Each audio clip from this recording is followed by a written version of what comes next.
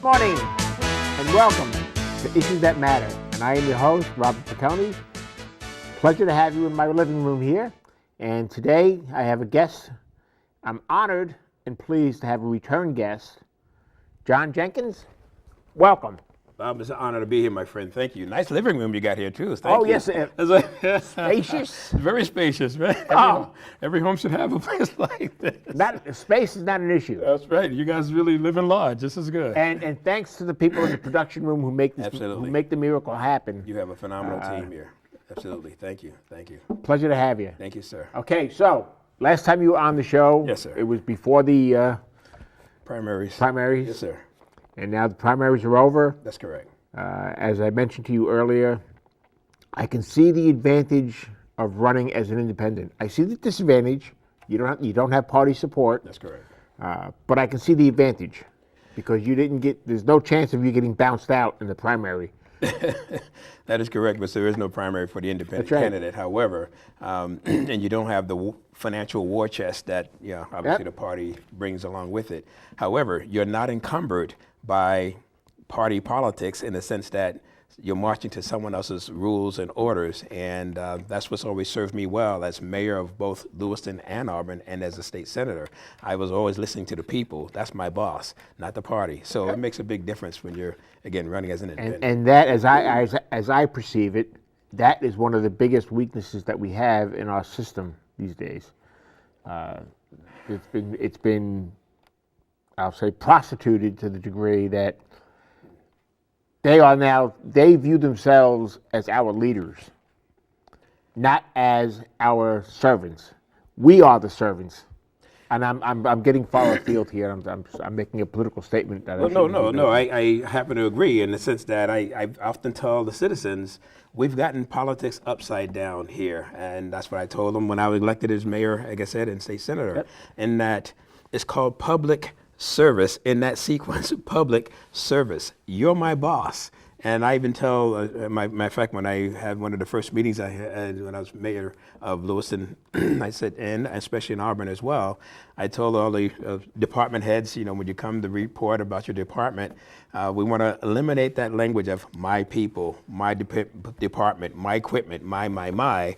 And that becomes a mindset. I said, none of it belongs to you. It all belongs to the people. And so even the very desk I sit behind that has a little label that says mayor, I don't own that. I'm a steward of the public stuff. And so we have a fiduciary responsibility to take care of the public stuff. This is our boss we're talking about. And to that point, I actually said, we're going to get out of City Hall because we can sit behind these walls of City Hall and Town Hall and expect people to come on bended knee to beg for permission to do X, Y, Z. In fact, we're going to go and serve them as we should. And we had ward meetings. We had 5 wards in both Lewiston and in Auburn. So we had ward meetings where I said, I want every department head there, and we're going to not go to these meetings. We're going to set them up in advance, and we're not going there to tell them anything. We're going there to listen. And sure enough, they're going to tell us, and number one, they're going to be surprised that we showed up. Number two, that we showed up to listen as opposed to give them a lecture. And sure enough, made a big difference in terms of public trust of those they put in office to work on their behalf. And so I've built that kind of relationship and record in both Lewiston and in Auburn. And people around the state of Maine are saying, we need accountability and someone to do the same thing for us on a state level. And I said, it won't be any different than what I've done in Lewiston and Auburn. And that's it. And also I brought 2 cities close together that used to be warring with each other. And I said, so yes, there's an opportunity for us to change course, to get back on course, I'd say. And it's not sense of not putting our servants over the people, but make sure the people are over the servants, and that we have an accountability to those who put us in office, not to the party to whom we may be beholden financially. I said, that's where we go wrong. And I think that same attitude can be extended to at the national level. Well, and I think that I think our present president played to that, which is why he's where he is. But that's another subject, another topic, and maybe we can have another show on that topic. Have another show. Not on this one. Yeah. What do you see as we probably covered this in the first show, but I think it's worth covering it again. Where do you see the big challenges here in the state of Maine, off into the future? Let's say for the next 4 or 5 years. Well, one of the biggest challenges, to say the least, is we have an opiate issue that's affecting every demographic, every community, every family on some level here in this state. Opiate addiction, Yep. and also tied closely with that is suicide. And again, we have some really high numbers, unfortunately. And tied closely with that is many of our veterans succumb to this as well. And I think we owe an obligation to those who put on that uniform to work and serve on our behalf. So that's number one. And number two would be the whole literacy work readiness piece that needs to be put in place in terms of, yes, we have low unemployment numbers, if you will. However, people are working harder than ever just to keep, making two ends meet and keeping a roof over their head. So we have to increase their skill levels, because we keep saying we want high-end jobs paying high-end wages. Well, that takes high-end literacy as well. So you have to have people prepared to take those jobs. And many employers I'm running into, they are begging and desperate for new people coming into the industry because we're aging out and there's not enough people coming in. And so helping our people be best prepared, and also looking at how we, I'm sorry, I can go on and on. Where do you see the state factoring into that? Where do you see the state figuring into that equation? Well, the state figures into that equation in terms of how we set policies and set funding priorities in terms of, for example, back to the opiate issue. We need more recovery centers, not more prison cells. We need more recovery centers so that we can help people get back to life, back to work. And so we want to kick that habit, not just, you can't arrest your way out of it, so to speak. So how we allocate our dollars in terms of, do you want to just spend more on opening more jails, or do you want to spend more on prevention and also recovery? And so I'd say that's where the state can come in. My simplistic Yes, sir. understanding of what you said would be that instead of opening up more prisons and spending those monies, we'll take those same monies and put them to opening up treatment centers. And prevention programs, so people don't All right, even go yes. into the system. So that, again, I'd rather have, that's why I really want to see our beds starting to empty out in our correctional facilities, meaning fewer mainers are going into them. And as that happens, we can make more money by having out-of-state people bring their people here, and that's where we can. But how do we go about reducing the need for the prisons? Education and prevention on the side. I teach a program. I'm certified to teach a program called Prime for Life. It's a national program, and the other portion of it is called CERP. If you get convicted of OUI here in the state of Maine, you have to take this course to get your license back. And so it's a course that I've been teaching. It's about substance abuse prevention, and I've been teaching it in schools and in communities as well. So I'm a certified instructor in that. So prevention is a huge side of not having people go into the system in the first place. That's always preferred, because it takes fewer dollars to prevent than to correct. And so I rather put our money on the front side to prevent and prepare people for a life of work and productivity, as opposed to recidivism and going right back into the revolving door that we seem to go into with the correctional facilities. In fact, I've spoken at correctional conferences in the past, and they weren't happy with, well, they didn't mind, because I was just putting my truth on it. I said, your name is a misnomer. And they said, what are you talking about? I said, you call yourself correctional facilities, and you don't correct the behavior that got people here in the first place. What we're doing is warehousing people.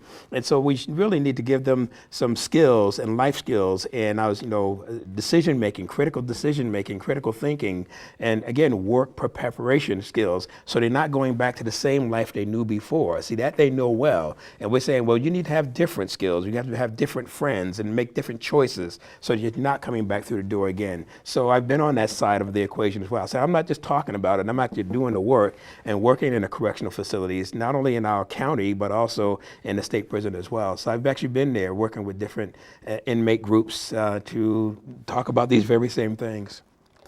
I've spent my share of time in Augusta at the State House. Mm-hmm. And I would venture, and frankly, I've been surprised at the friendship that takes place between the different parties on an individual basis. On a larger basis, not so much. How do you feel you're going to be able to deal with that issue of party loyalty, if you want?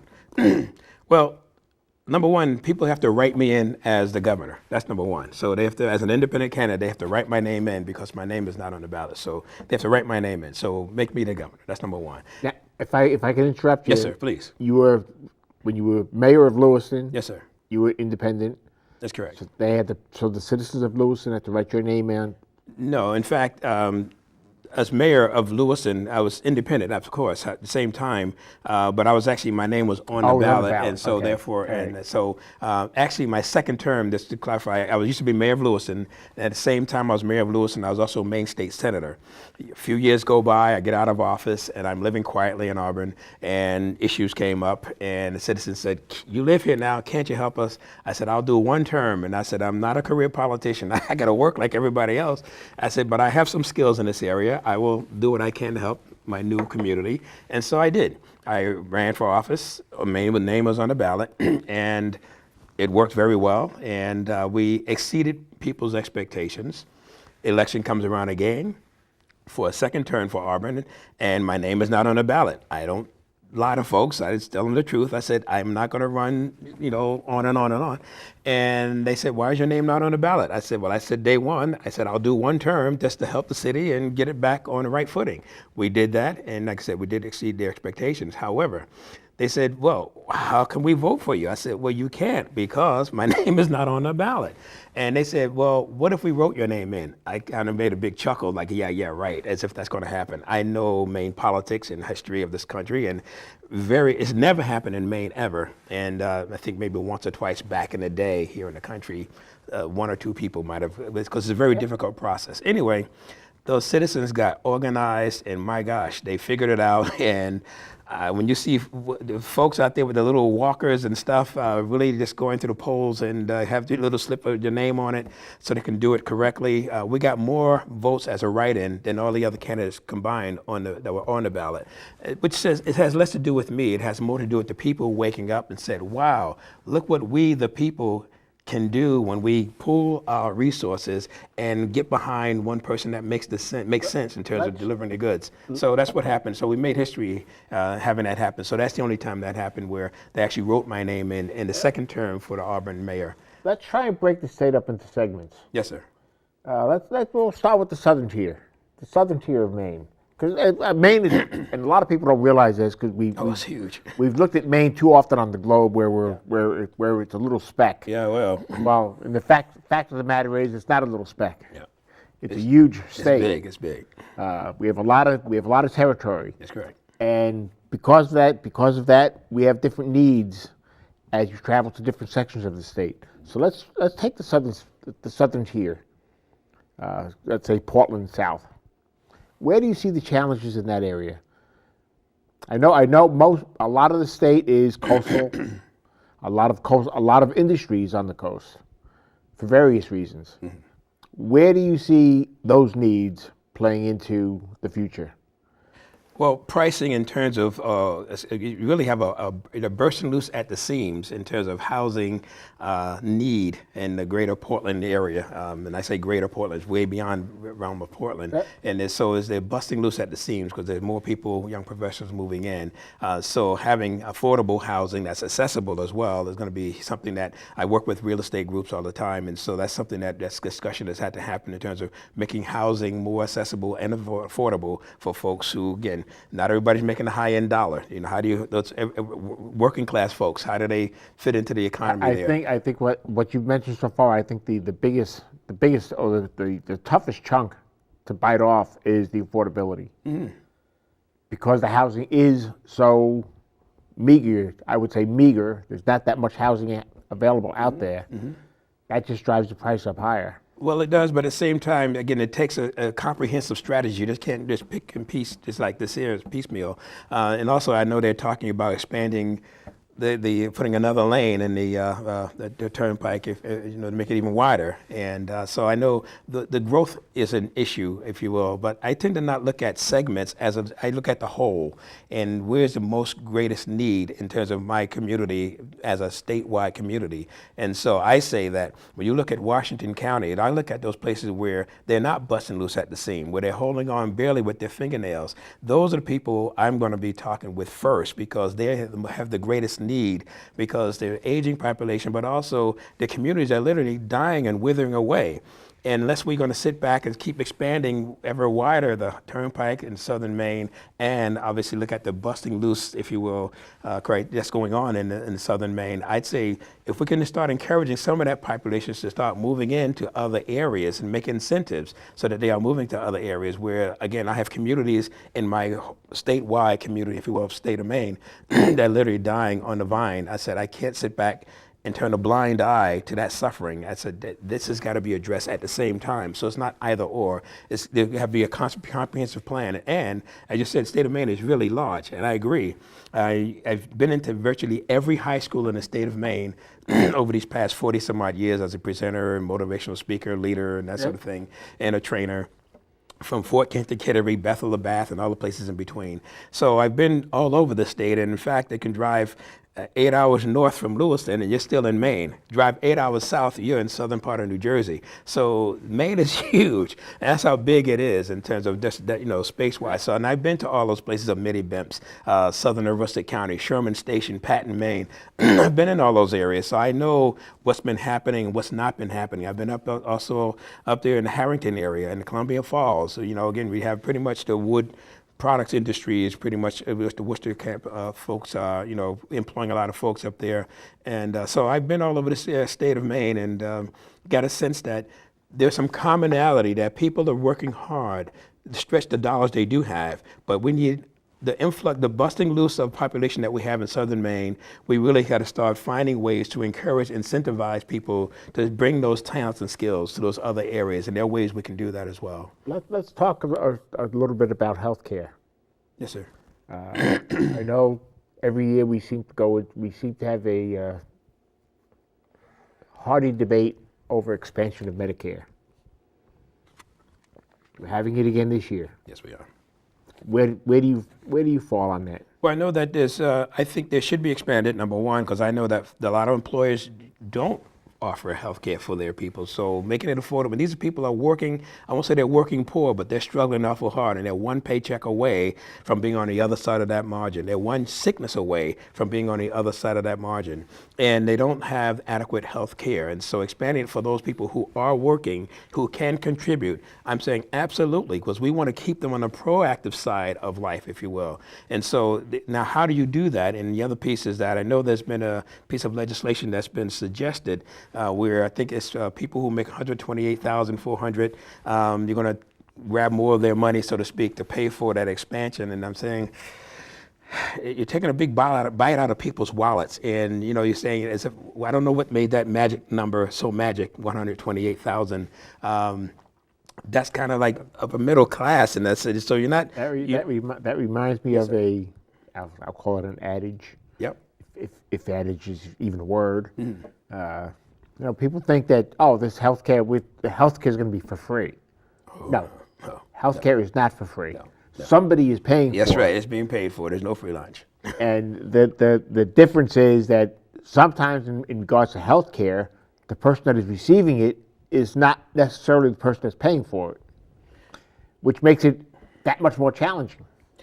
And I'm saying we look at the need in terms of who needs it the most, and how do we best. Again, it's not so much make it blanket wide, because that's what adding to that, people also often say, well, we want to have free college for everybody. I'm saying, yeah, but those who can afford to pay, something's wrong with that picture. Those who need it the most, absolutely, because we want to have them elevate their lives. So I'm not interested in this whole blanket approach to things, and I said, look at the need and let's really study and have a comprehensive plan. So back to the healthcare piece, I'd say yes, expansion. And number two is we gotta, I know people say they don't want to hear it, and I don't want to pay any more for government than I have to, but we have to look at how you're going to sustain paying for it. Now, you can get one-time monies from settlements, from national issues that may have come up, tobacco or some other, like that sort of thing. That's fine, that gives you some seed money, but what about year 2, 3, 4, 5 down the road if this is going to be ongoing? Well, that's a concern of mine. I think many people tend to think, well, we can take care of this year. We'll worry about the future when the future comes. No, you can't do that. No, I would not recommend that. That's not good planning. And so you got to have the conversation around what do we do about our tax base? Are we going to expand our tax base in terms of what we tax for and in terms of the state of Maine? We got to have that conversation. And number two, the other part that I would be looking at, I know I'll be initiating day one, well, maybe day two when I'm governor, is a program I started when I was mayor of Lewiston, a whole regional service center initiative. And actually we took to fruition when I became mayor of Auburn. But Explain it. basically, think of the state of Maine as a living economic organism, like the body. And you go to the physician and she checks your pulse and say, strong pulse, okay, you're healthy, and therefore let's see what else is going on with you. If it's a weak pulse, there's something wrong systemically with your body, so we got to look at that as well. So we have these economic pulse centers around the state of Maine called regional service centers. Those are areas where people go shopping, do their banking, et cetera. And so those are the hubs around which the local economy, wherever it is in the state of Maine. And I'm thinking Portland, South area. Portland, yeah. Or further south, you got the coastal area, yeah. Kittery and Kennebunkport. Oh, yeah. As you move north, we have Lewiston, Auburn. Yeah. Beyond that, you have Augusta, Gardner. Absolutely, where people up to go. Bangor. Absolutely, and beyond. So even the small regional service centers, like I said, Presque Isle, and there are other areas, Holton, and so those are areas as well, the regional service centers. And so from that is an economic pulse, where if your regional service centers are healthy, has a healthy economy, then guess what? That region has a healthy economy. If all our regional service centers are healthy, economically speaking, then guess what? Maine's economy, that's where the bulk of our dollars come from, is those regional service centers. So I'm saying, let's think of it as a whole. That's why you said you want to look at just Southern Maine. I'm saying I can't really just look at Southern Maine. I got to look at the whole picture, and I'm looking at these regional service centers around our state, whereas basically what I did as mayor of Lewiston, I'm just one guy, but I put out a letter to all the regional service centers because what prompted it was I looked at my bill as mayor. I said, whoa, and not knocking my alma mater. I love Bates College. It's a wonderful place, and I'm a cheer for it and see it succeed and grow like crazy. But every time a nonprofit like that buys property, it's off the tax roll. And guess what? It's not a tax, it's not doesn't lessen the tax burden. It's a tax shift because the rest of the people got to pick up the slack, so to speak, to keep things running. And that's been addressed, or they've been trying to address it under the LePage administration. He made an issue of that. We have too much of our land base or land is not taxable. Well, again, how do you spread it out? And that's what I'm really getting at. And so one of the things to address it, not to stop Bates from doing the things it needs to do to grow as a campus, not to stop the hospitals, not to stop the churches, not to stop any of these entities that exist that contribute to our community. So I created a relationship with the city of Auburn, and which was kind of the first, and because I started going to their meetings, and we built a agreement, a trust, if you will, a pact. And so I said, well, gee, we're a regional service center hub, and I wonder if, and I said, so by us, for example, we don't have to buy 220-foot ladder trucks, for example, for a fire department, whatever it is. That costs a lot of money, millions of dollars. Mm-hmm. And I said, I don't need one. Why don't we just get one, split the difference? And they said, so we don't need 2 911 centers, which was about to happen. And I said, why don't we split the difference and make one 911 center that serves this region? We agreed on that. Saves a lot of money. I'm saying, my goodness, this is working. And I said, I wonder if other regional service centers would be interested in having this conversation. I put out a call. Sure enough, they all showed up. And we had 3 different meetings, 2 in Lewiston, 1 in Augusta. And they came from Biddeford, San Francisco. They came from Portland, South Portland, as you said. And they came from Presque Isle. They came from Booth Bay. They came from a lot of places that you wouldn't think of, but they came far and wide to have that conversation. And I said, if we just did, as regional service centers, if we did 3 things. Number 1, we buy in bulk because we need similar things. I need sewer pipe, you got to sewer. So we buy in bulk, big savings. We buy direct, big savings. And preferably buy in Maine, put other Maine people back to work. And I said, we wind up saving ourselves. And when we save our dollars, Again, we just don't want to start spending on brand new, all these new fancy programs we want to add up because your wants are different than your needs. So I said, then what we can do is take those savings that we've had and then run our municipalities and not have to reach the hand of government further into people's pockets through taxation. I'm saying my goal is, my fiduciary responsibility is get the hand of government out of people's pockets to the degree we can. I mean, it's got to be there. I understand that. We got to pay the taxes, but our point is to what degree? And so you got to not make yourself so top heavy in terms of your demands on the people. I said, my boss asked me, can we afford to live here? And I said, yes, we can. And my job was then to figure out how to do that. And the Regional Service Center initiative is something that was really huge in helping Lewis and Auburn. And in fact, would you anticipate resistance on the part of the legislature? We've served the same boss. And so you believe that? Oh, absolutely, 100%. I'm confident that you believe that. Absolutely. You say that with great enthusiasm. Because for me, it's true. My concern is the legislature. Well, legislature is like my counsel, and the fact that I was doing these initiating these programs, and of course there were some people saying, "Oh, I'm not going to support that," blah blah blah. I said, that's fine. So rather than try to, beat you into submission, I have my beliefs, you have your beliefs, and maybe your beliefs may be to your party. My belief is to support the people. So I go back to our common boss and I say, look, boss, you hired me to do X, Y, Z. Is this what you want me to do? Absolutely. That's why we made you governor or we made you mayor. I said, guess what? Then you need to send me people that's going to help me fulfill the things you want me to do. So I can talk to them for sure, but they got to come back home and answer to you. So I'm just letting you know, your representative, they don't see what I see. I'm working for what you told me to do, X, Y, Z. So I'm going to bring it to the folks. So I can get into the little, trying to out wrestle people under the dome. But I got to believe there are people there who really want to do the right thing. And it's not about me. It's about the we. So I'm not expecting 100%. I'm saying that's why you call negotiation. And as long as we can achieve the goal that the boss, our common boss, told us to achieve. So yes, we're going to be, I expect pushback. This is dynamics of politics. Part of your background, you were a senator, state senator, yes, correct? Sir. What time frame was that?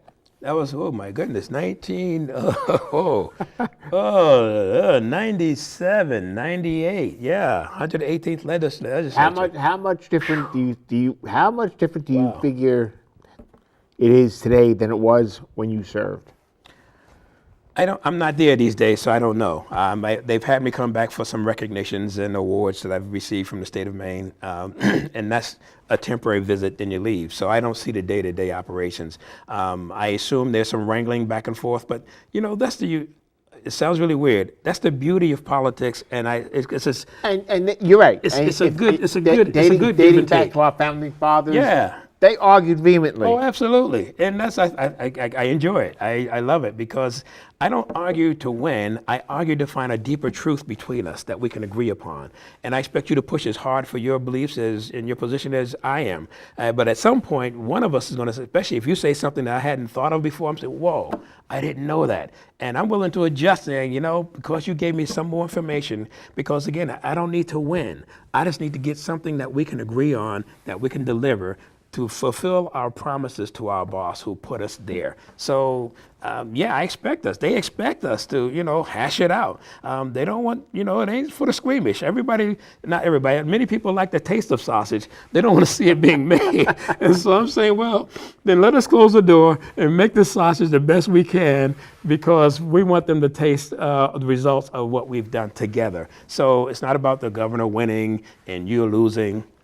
Then we all lose in that sort of thing. So I don't come at it to win. I come at it to find agreement and find areas that we can agree upon because they're expecting it. They're working hard every day to keep the roof over their head and keep their little businesses going and trying to figure out the next step and how to afford health care for their families. They're doing the best they can, and they expect us not to get into this spitting game and name-calling game and play these little games back and forth, and I'm going to fold their arms and go home. I'm saying, look, once we're here, we're going to stay here till the job is done. You know, none of this, you're going to leave, then you're going to come back again. That costs more money. And I'm saying, look, let's close the door and wrestle it out. And we're not going to come out neat and tidy. We're going to come out pretty messy looking, but as long as we come out with something that makes sense, that we can deliver based on the expectations of the people who put us here. So, whether it be the legislature and also working with the legislature, it's not about, it's going to be my way. Of course, they say the government proposes and they dispose of, they actually deliver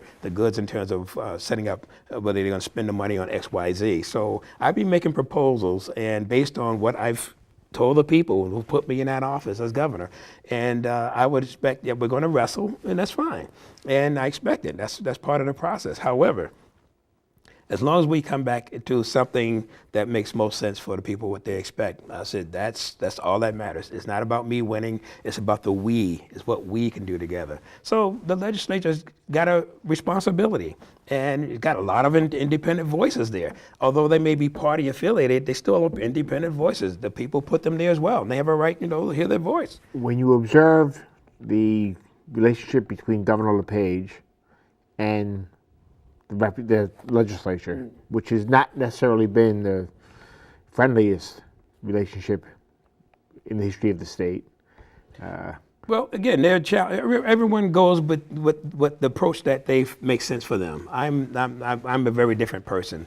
The word compromise is not a bad word in my vocabulary. Don't get me wrong. I am not going to back down if I'm strongly convinced on X important point. I kind of get that sense. Well, I've been an athlete, a competitor, and some of those matches let's talk about that. Oh, geez. Well, I'm just saying I would build a relationship with the legislature, so it's not about a contention. You're a karate champion.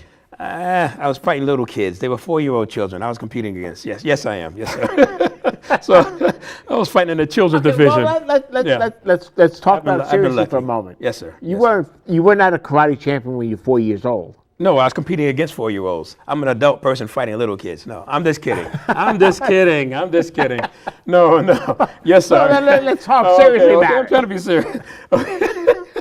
I'm just messing with you. What experiences or what attitudes did you learn back then that you think you can take with you into the Blaine House or into the legislature that will help you serve your bosses, the people, more effectively?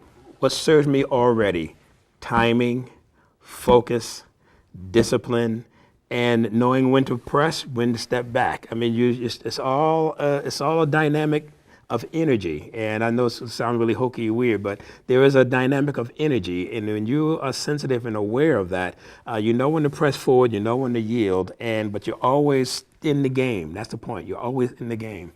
So that whole mental, emotional, physical presence of timing and focus and discipline and clear thinking. It's not about winning. It's all about the next move and planning moves ahead. That served me well thus far in my political service, and I know for sure to serve me well as governor of the state of Maine. So it's not about any one person winning. It's again getting the team to move forward. So that was, and also the hard work. I mean, it's not easy. I had to get up early in the morning and train hard. With that thought in mind, yes, sir. Obviously as a governor, you can't do it yourself. Oh no! You got to have a lot of people in the state working with you. Absolutely, you got to have department heads. Absolutely. Do you think you have enough connection with people that will be able to be those department heads? Well, let me share with you. I've been hired. This is maybe I think even last year. There's a leadership team already in the state of Maine of department heads.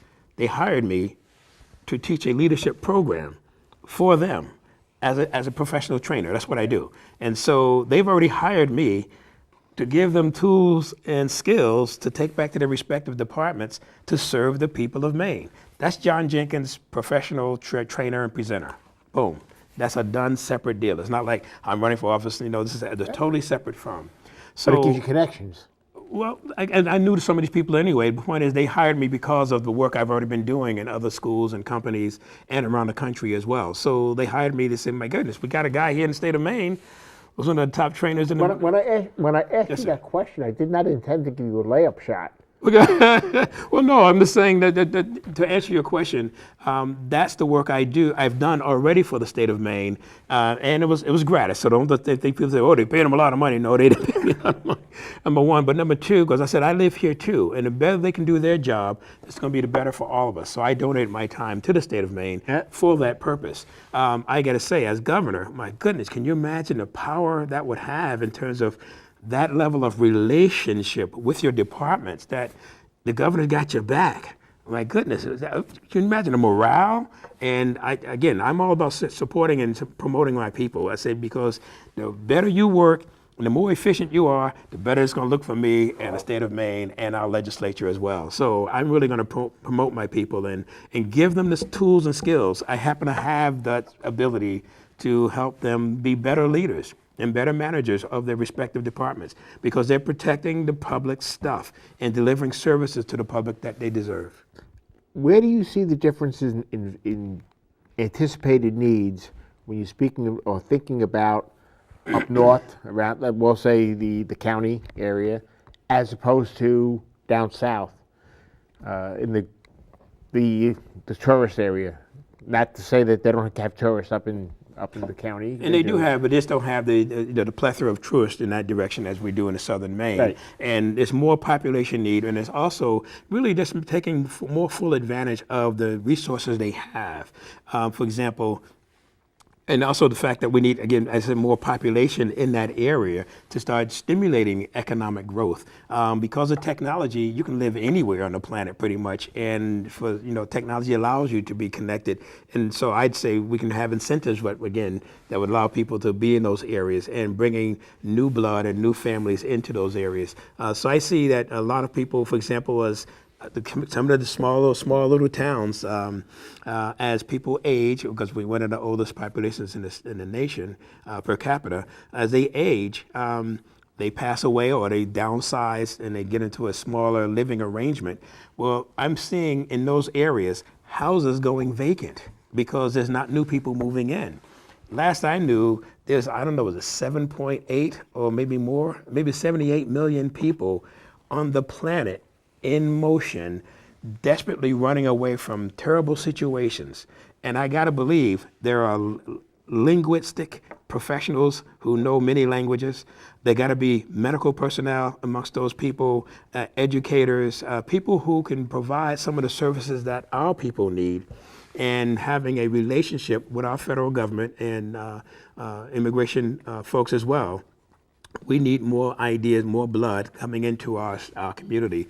And so giving some of these families who are, again, with all they have is the shirt on their back, but have phenomenal skills and no place to be that's safe for them and their families. If there could be a safe place here, number one, people I've met who are immigrants and migrants and residents, they are most desperately happy to have a safe place. Again, no one's pointing a gun literally at them, where they can be safe for their family and they can put to use the skills that they have. So I said I'd be closely working as governor. I'd be making one of my first calls is going to be to the federal government and through our United States congressional delegation to have that conversation, seeing how we can best proactively look at our areas that are underserved, that they need medical care in these far-reaching parts of the state of Maine. They need people who have great education that can teach our kids in these far reaches of Maine. And we're losing teachers, we're losing a lot of things that make a community viable in those areas. And I'm saying, well, there's a plethora of folks in motion, and if it's gonna be hard to, you just can't say, oh, I want 3 teachers, and I don't know how that process exactly works, but I'd be definitely having that conversation with our congressional delegation to find out how do we best have a proactive handshake to offer safe housing and placement for people who are desperately in need, but at the same time, they bring with them. So everybody may, on the other hand, some people may say, oh, well, there's going to be another. I said, no, they bring with them those skills, but I sit down with these communities saying, what is it that you feel you need? You don't need the governor to come and telling you exactly X, Y, Z. I like the citizens of Lewiston and Auburn. I said, what do you need? And they would tell me, ding, bing, bing, bing. They know exactly what they needed. Those are the experts. That's all I needed to listen to. these are the experts. They'll tell us what they need. I know from an educational standpoint and a work readiness standpoint, I know what those are. But in terms of their unique needs in Medibimps and Sherman Station and Patton, Maine, and St. Agat, they know what their needs are. So I was sitting with those rural communities to find out, as a collective, what industry or what things would most revitalize this community. And if they're in a rural wooded area, then they'll talk about perhaps things that are related to the wood. Or if they're in a coastal plain area or a river basin, then again, they'll be talking about the things of their natural resources that are most available. And my job is to go out and find those people to bring to bear that growth. Lewiston is facing a major challenge these days. Yes. And well, where do you see the state factoring in to helping Lewiston solve that issue? I don't know that the Lewiston city itself would have the ability to mollify or to positively impact the challenges that they're facing. Well, I'm not sure which challenges. I mean, there's a lot. From what I understand, this is from afar. It's okay. Because I don't live up in Lewiston. Put it on the table, brother. From what I understand, there's a lot of infighting going on. There's a lot of violence going on. That's enough. Well, this violence in communities, not just Lewiston, but in other communities, has always been. So it's not new. Number two, in some cases, the color of the hand that's doing the violence might be new. However, the violence that people might experience in any part of Maine is not new. Number two, I'm not sure if the state can step in. Again, I try to get the government out of people's personal affairs, but the state can be a partner with the people, the leadership of Lewiston or Auburn or any other community or Portland, if that's the case. So what you might be alluding to, maybe some of the things in the news these days. I know recently there's a young man got killed in the park there, and that still has yet to be resolved. And so the police have to do their due diligence in finding who did what and hold them accountable. And the police, the police is another whole issue, from the perspective that there seems to be this is not located simply in Maine or simply in Lewiston or anything, or simply any place in the country, but there seems to be a lot more violence towards police. I find that hard to believe. Police shootings. Nationally, yes. Yes, police are the targets. Nationally, yes. And of course, we had one incident here where you had a sheriff lose his life. And so in terms of Maine, uniquely, our incidents that happen toward law enforcement is very low, comparatively speaking. Full disclosure, for more than 40 years, I taught at the Maine Criminal Justice Academy. I taught critical skills, and actually I created the first trainer program where anyone who wears a uniform in the state of Maine, we learn critical skills to keep the officers safe, but also keep the public safe. But how do you take people into custody safely, especially when they don't want to go along? And so there's ways you can do that. So I taught, and I trained the trainers in how to safely, take people into custody. So I have a connection there, and also I served on the board for the Maine Criminal Justice Academy, and sometimes we had to pull the authority and license of and the permits of an officer, because we created this program, and this is the protocol. If you're an officer and you deviate from that, then we cannot back you, and therefore you're liable for lawsuit and loss of your badge. Let's turn the clock forward a little bit. Yes, sir. You're now the governor. Yes, sir. You're walking into your office. What are the first three things you want to accomplish? Number one, I'd be sitting with the legislative leadership to say, look, we got to work together as a team. Number one, this is a new sheriff in town, if you will. So my goal is to work with you as a partner, not someone who's trying to hammer you in the head in my way or no way. So build a relationship with the legislature, because that's where it all happens. Got to have cooperation. Then number two, I'd be meeting with the elected officials. There are different associations, but I'd be meeting with the elected officials, as I said, from those regional service centers, where I'd be pulling them together to have that conversation of what can we do to stretch our dollar further. Everybody comes to the state of Maine with their hand out, but I'm saying, guys, our pockets are not endless. So if we start building these cooperative regional service center hubs, then you can stretch your dollar even further, because now you're not spending over the top prices for things because you're duplicating everything. I'm saying we got to get rid of that. So that's number two. And number three, I'd be meeting with those in the healthcare field that's helping people in recovery, because I need my people healthy. I need them to get off of the drugs that are it's a scourge on the society, and it's a drag. And the people are not being productive, and they're actually wasting away. And I said I cannot sit back idly and see that suffering happen.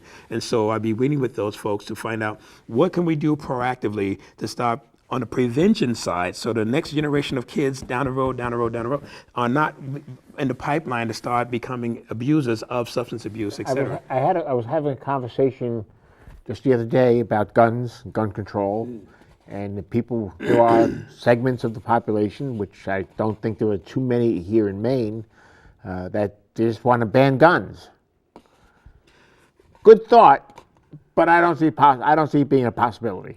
Well, and I made the observation, we've tried to ban drugs for how many years?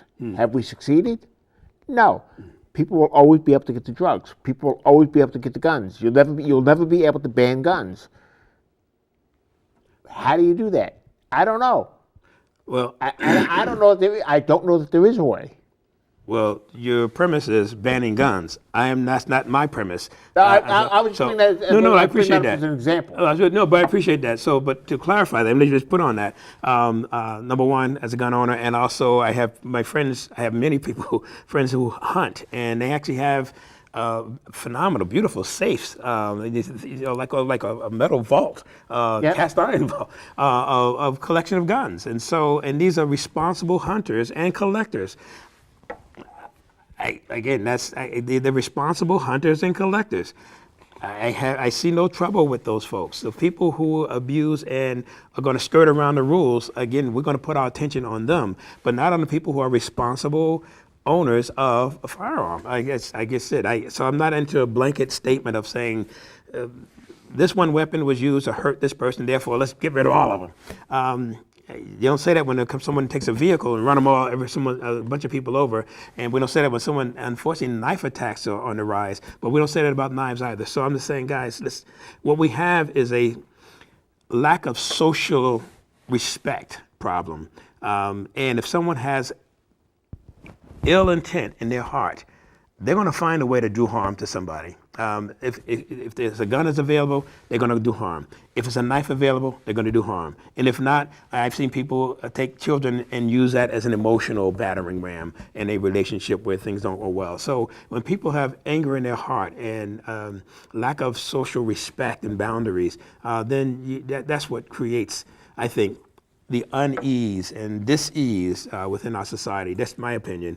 And so I'd be talking about those things. How do we socialize and the next generation of leaders so they're not making our mistakes and fall into these camps where we start throwing rocks at each other? So I have programs I do in schools around that issue as well. My perception is we've got to do something to get rid of the hate. We have too much hate in our society, too much hate speak. Some people think it's the internet that's done it, and I think the internet has played into it a little bit because it gives people the opportunity to work up their emotions simply because of the words that they read. But it's a challenge, and it's a challenge that goes well beyond what we can solve at this table. You're right, but at the same time, as the leader of this state, I'd be engaging in those difficult conversations and not skirting around any issues. And yes, the hate issue is what it is. The weird thing is that when you see people who wrap themselves in a banner of peace who hate the haters. And so I'm saying, whoa, you're contributing to the hate that's out there. So it's going to be happening on all levels, not just, oh, they're against us because we're the good people, we're the knowledgeable people, we're the intelligent people, therefore, and we have a kumbaya moment, therefore they don't have that with us, therefore we hate them. I'm saying, guys, you're contributing to the same, what makes you different than them? What makes your hate less than theirs? And so I've seen people who have spoken hateful words to me, and I mean, it's not new, but I found that they were mouthing words they've heard. Once they got to know who I was and saw the results that I could deliver, especially for our city and our state, I didn't get less black and I get less whatever they were calling me. They had to do a lot of traveling emotionally to come around to be some of my biggest supporters. So, no, and I didn't hold it over them. I didn't say, oh, remember when? I didn't do that. But I said, we just need to take time and take a deep breath and have conversation rather than start screaming and yelling. No one's listening and no one's taking to heart any validity in anything you're saying. So if I say, oh, if you're not with me on everything, therefore you're not with me, I got to hold you away. You're an anathema. Get away from me. I'm saying, guys, it's not all or nothing. That's what's called a relationship. We all play a role and deliver our best selves to that conversation. Don't get me started. So as governor, I'd be leading those conversations, which I've done already, not only for corporations, but also for communities and in schools, because these kids, they see what's going on, but they don't have the tools to figure it out. And so these kids are asking me, I've spoken at many student leadership groups around the state of Maine, but these young leaders are asking for tools to be in community with each other, to be in conversation with each other without screaming and yelling, to try to build some sense of synergy and understanding, because we all live here. We ain't going, each other's not going anywhere. So how do we find a way to live together? Are there going to be points where we're going to rub against each other? Yeah, that's the dynamic of society. That's not saying we're going to have this nirvana moment where all is well and the birds are singing and the sun is always shining. No, it's rough and tumble, but the point is you don't lose that level of respect and speaking honestly with each other without bringing harm to each other. And so you create that safe space, and as governor, I've been leading that conversation for not only for our business leaders, but also for our community leaders as well. Well, Mr. Jenkins, it was a pleasure. I get excited, man. I'm sorry I get carried away, brother. What are you sorry about? Well, I get excited because you asked me one question. I have so much in terms of my own experience and I bring to the table. The last time I checked, now I'm still a rank amateur at hosting a talk show, but the last time I checked, yes, sir, the purpose of the talk show is to have the talk, have conversation. Well, okay. It would be a terrible show if you just sat there quiet. If you just sat here silent. Well, I'm What's excited. The point? I'm excited to have this opportunity to speak with you and speak with any group that calls me to say, hey, we'd like to have a conversation, and especially with this process of where people have to write me in. You've already stolen one of my closing lines. Oh, I'm sorry. One of my closing lines yes, is, sir. I'm not a fan of one and done. Okay. I want you back. Well, thank you, sir. But you've already been here twice. So the one and done comment is negligible. So let's make it 3 times. Make it 3-peat. But I want you back. Well, thank you, sir. Thank you. And maybe. Yes, sir. And I'm not giving a political endorsement. I understand. And you probably don't want a political endorsement. But I need all the help I can get, brother. If and when the time comes, yes, if you do become the governor, that will happen. I expect you to visit me at this table again. Good. Consider it done. And the same work I do in schools now, I'll still be doing as governor. All right. Thank you, brother. Thank you, sir. Thank you. You got witnesses. Don't you think I knew that? Oh, God, no, gee. Folks, have a great day. I think it's a beautiful one. But again, and I say this at the closing of just about every show, they don't put windows in studios for some reason. I have no idea what it's like outside. But have a great day, be safe, and God bless. Bye-bye. What do you think? I don't know.